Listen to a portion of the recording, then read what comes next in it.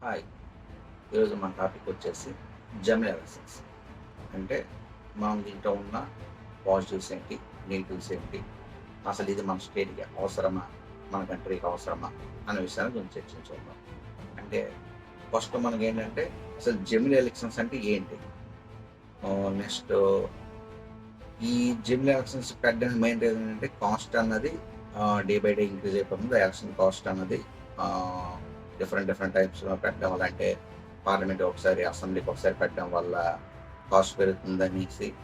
Next politicians అనే వాళ్ళు ఎప్పుడు కూడున్న ఈ ఎలక్షన్స్ ఎప్పుడు పడితే అప్పుడు రావడం వల్ల వాళ్ళేంటంటే ఎప్పుడు గెలవాలనేసి దాని మీదే కాన్సంట్రేషన్ చేయడం వల్ల వాళ్ళేంటంటే మన యొక్క వాళ్ళ రూలింగ్‌ని పక్కన పెట్టి ఓన్లీ గెలవాలన్న ఆశయము అదొక పాయింటు. నెక్స్టు వాటర్ కూడా ఓటు వేసే క్యాపబిలిటీ తగ్గిపోతుంది. అంటే ఎలా అంటే సపోజ్ ఒకసారి ఎలక్షన్ జరిగాయనుకోండి. సో, అందరూ వచ్చి ఓటు వేసే ఛాన్సెస్ ఎక్కువుంటాయి. సో, ఇప్పుడు మాటికి ఎలక్షన్ జరగడం వల్ల వాళ్ళు వచ్చి ఓటు వేసి మరలా వెళ్ళిపోయి ఓటు వేయడం అన్నది కొంచెం అది ప్రాబ్లమ్ అవుతుంది. నెక్స్ట్ ఈ నష్టాలు తీసుకుంటే ఎలక్షన్స్ అనేవి మొత్తం వన్ నేషన్ వన్ ఎలక్షన్ అంటే కంట్రీ మొత్తం మీద ఒకేసారి ఎలక్షన్ కండక్ట్ చేయగలరా? ఇది సాధ్యమేనా? నెక్స్ట్ సపోజ్ ఇప్పుడు ఒక గవర్నమెంట్ అన్నది ఏదైనా అనివార్య కారణాలు రద్దయిందనుకోండి. మళ్ళా వాళ్ళకి ఎలక్షన్ పెడతారా? లేదంటే ప్రెసిడెంట్ రూల్‌ని కంటిన్యూ చేస్తారా? ప్రెసిడెంట్ రూల్‌ని కంటిన్యూ చేస్తే ఎన్ని రోజులు కంటిన్యూ చేస్తారు? అనే పాయింట్స్ మనం డిస్కస్ చేసుకుందాం. సో, ఇందులో మన ఫస్ట్ పాయింట్ ఏంటంటే అసలు జెమినీ ఎలక్షన్స్ అంటే ఏంటి? జెమినీ ఎలక్షన్స్ అనేవి ఏంటంటే వన్ నేషన్ వన్ ఎలక్షన్. అంటే మన దేశం మొత్తం మీద పార్లమెంటరీ అంటే Lok Sabha elections and assembly elections ఒకేసారి కండక్ట్ చేయాలనేసి సెంట్రల్ గవర్నమెంట్ ఆలోచన అండి. అంటే ఇది ఒకేసారి కండక్ట్ చేయడం అంటే ఏంటంటే ఇప్పుడు సపోజ్ అండ్ మళ్ళా తెలుగు స్టేట్స్ వాళ్ళు అనుకోవచ్చు. ఇప్పుడు మన ఆంధ్రప్రదేశ్‌లోన పార్లమెంట్ అండ్ అసెంబ్లీ ఎలక్షన్ ఒకేసారి జరుగుతుంది అనేసి. సో, ఇప్పుడు సపోజ్ మన పక్కన ఉన్న తెలంగాణ తీసుకోండి. వాళ్ళకి అసెంబ్లీ ఎలక్షన్స్ ఒకసారి జరుగుతాయి. అదేవిధంగా పార్లమెంట్ ఎలక్షన్స్ అనేవి ఇంకోసారి జరుగుతాయి.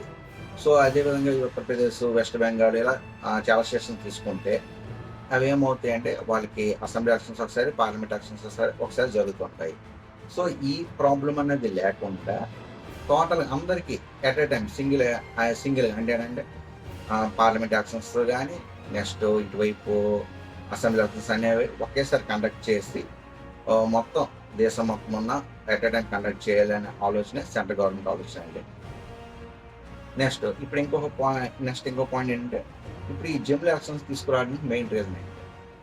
అసలు మెయిన్ రీజన్ ఏంటంటే ఇప్పుడు ఈ ఎలక్షన్స్ అనేవి కండక్ట్ చేయడానికి చాలా కాస్ట్ అనేది మనకు అవుతుందండి. అంటే సెంట్రల్ గవర్నమెంట్ ఇప్పుడు ఎలక్షన్ కమిషన్ కండక్ట్ చేయాలంటే ఒక సెంట్రల్ ఫోర్స్‌ని అక్కడికి తీసుకొచ్చేసి ఎటువంటి ఇబ్బంది జరగకుండా వాటర్‌కి గానీ, ఇటువైపు పొలిటీషియన్స్ గానీ ఎటువంటి ప్రాబ్లమాటిక్ లేకుండా ఎలక్షన్స్ అనేవి కండక్ట్ చేయాలనేసి చూస్తారండి. దానికేంటంటే చాలా కాస్ట్‌తో కూడుకున్న పననమాట. సపోజ్ ఇప్పుడు ఒకసారి పార్లమెంట్ ఎలక్షన్స్, ఒకసారి అసెంబ్లీ ఎలక్షన్స్ జరిగాయనుకోండి. ఇప్పుడు పార్లమెంట్ ఎలక్షన్ జరిగినప్పుడు సేమ్ అదే పోర్షన్ పెట్టాలి. పార్లమెంట్ ఓటేసి వెళ్ళిపోతారు. అసెంబ్లీ ఎలక్షన్ జరిగేటప్పుడు సేమ్ అదే మన పోర్షన్ పెట్టాలి. అప్పుడు అసెంబ్లీ ఓటేసి వెళ్తారు. సపోజ్ ఇప్పుడు ఈ 2 ఒకేసారి కండక్ట్ చేశారనుకోండి. ఏమవుతుందంటే మనకిప్పుడు ఏపీ స్టేట్ లాగా ఎట్ ఎ టైమ్ అంటే సింగిల్ టైమ్‌లోన ఒకే కాస్ట్‌తోని మన ఎలక్షన్స్ అనేవి జరిగిపోతాయన్నమాట. సో, ఈ ఆలోచన అన్నది ఏంటంటే మొత్తం అన్ని స్టేట్‌లకి ఇంప్లిమెంట్ చేయాలనేసి ఈ సెంట్రల్ గవర్నమెంట్ ఆలోచన. అదే వన్ నేషన్ వన్ ఎలక్షన్ తీసుకున్నారు. దీనికోసం ఈ జనరల్ ఎలక్షన్స్ కోసము మన మాజీ రాష్ట్రపతి అయిన రామ్‌నాథ్ కోవింద్‌ని ఒక అధ్యక్షుడిగా ఉంచి ఒక కమిటీ వేశారండి. ఆ కమిటీ రిపోర్ట్‌ని తీసుకొని అసలు జనరల్ ఎలక్షన్స్ అనేవి మన దేశంలో సాధ్యమా? సాధ్యమైతే ఎలా కండక్ట్ చేయొచ్చు? అసలేంటి? అనేవి పాయింట్స్ అన్నవి కూలంకుషంగా అతనితో చర్చించారన్నమాట. చర్చించి అతనికి ఒక కమిటీ వేశారు. ఆ కమిటీలో మెంబర్స్ ఉండేసి దాన్ని రీసెర్చ్ చేసి ఓకే. ఇది సాధ్యమే. మనం ఈ విధంగా కండక్ట్ చేస్తే ఎలక్షన్స్ అనేవి కండక్ట్ చేయొచ్చు. ఈ లో కాస్ట్‌లోనే మెయింటైన్ చేయొచ్చు. అండ్ దీన్ని ఇలా చేయడం వల్ల మన స్టా గా మన సెంట్రల్‌కి ఈ లాభము. అదేవిధంగా స్టేట్స్ కూడా ఈ లాభం జరుగుతుందనేసి వాళ్ళు దానికి ఒక పాజిటివ్ రిపోర్ట్ ఇచ్చారండి. ఇప్పుడు ఈ పాజిటివ్ రిపోర్ట్‌ని తీసుకువెళ్ళేసి మనోళ్ళు ఏం చేశారు బీజేపీకి ఆల్రెడీ ఆల్మోస్ట్ మనకి లోక్‌సభలోన ఫుల్ మెజారిటీ ఉన్నది. No problem. సో, వాళ్ళేం చేశారంటే డే బిఫోర్ యస్టర్‌డే వెళ్ళేసి వాళ్ళు మన లోక్‌సభలోన బిల్ అనేది ప్రవేశపెట్టారండి. బిల్ ప్రవేశపెడితే ఆల్మోస్ట్ వాళ్ళకే మెజారిటీ వచ్చింది అనుకోండి.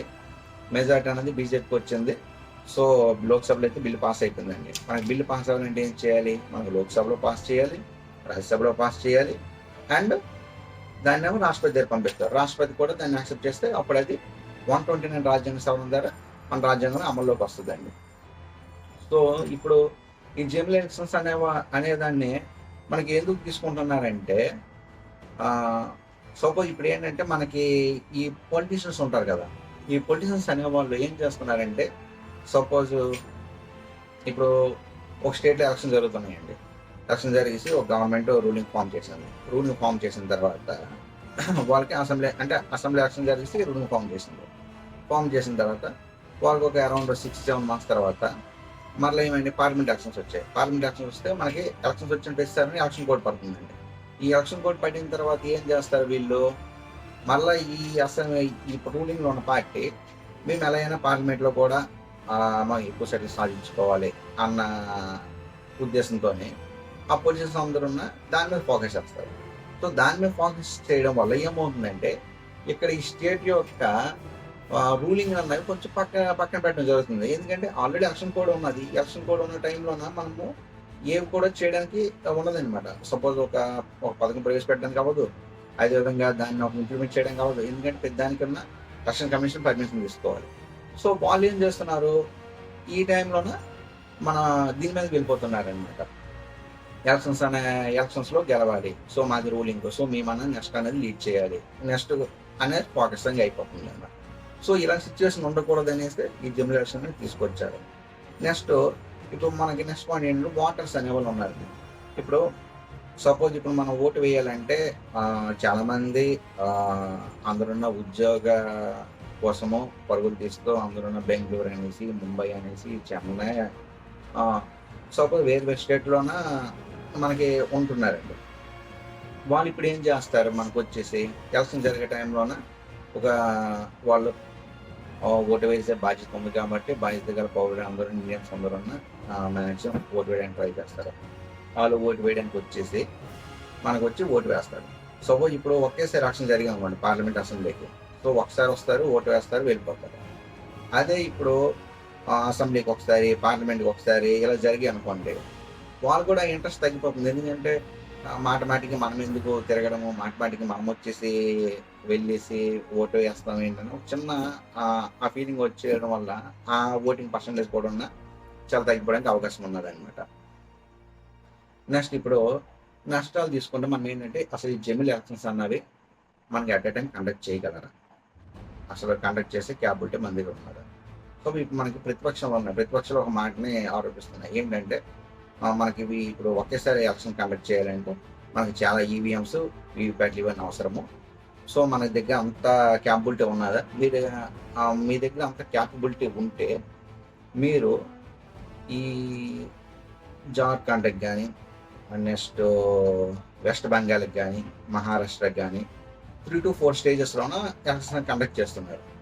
ఆ 3 to 4 స్టేజెస్లో ఎందుకు కండక్ట్ చేయవలసి వస్తుంది అసలు మీరు వాటికి కూడా సింగిల్ టైం కండక్ట్ చేసేవచ్చు కదా అన్న పాయింట్ వాళ్ళు పెడుతున్నారు. అప్పుడు మన బీజేపీ అంటే ఇప్పుడు రూలింగ్ ఉన్న పార్టీ అంటే election commission, suppose election commission మనకి ఏం చెప్తుంది, ఎలక్షన్ కమిషన్ ఏమంటుందంటే, మేము అక్కడ సెక్యూరిటీ రీజన్స్ వల్ల ఒకేసారి కండక్ట్ చేయలేకపోయాము, సో దీన్ని మేము ఫ్యూచర్లో ఒకేసారి కండక్ట్ చేయడానికి ట్రై చేస్తున్నాము అనేసి మనకి ఎలక్షన్ కమిషన్ అనేది ఆన్సర్ ఇస్తుందండి.